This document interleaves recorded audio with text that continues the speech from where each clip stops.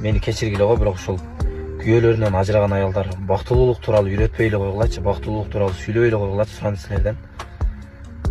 Бир аз акча иштеп алып, бир аз машина айдап алып, жакшы кийинип алып эле мен мурун билбей жүргөн экем. Адам өзүн караш керек экен, анан тигиндей азыр мен бактылуумун деп отмазка кылбагылачы суран силерден. Ато азыр ажырашкандардын саны өтө көбөйүп кетип атат. Эми себеп менен ажырагандарга сөз жок, эми ал себептүү болуп, күйөөсү бир нерсе болуп, же болбосо күйөөсү каза болуп калгандар болуп калат. Эми алардыкы эми.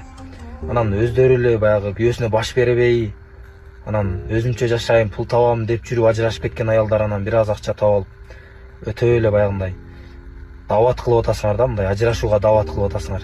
Силерди көрүп алып, бир жакшына жашап жүргөндөр жашоосуна нааразы болуп, машина айдабай атканына, бир аз жакшы кийимдерди кийбей атканына нааразы болуп, күйөөлөрү менен ажырашып атышат да.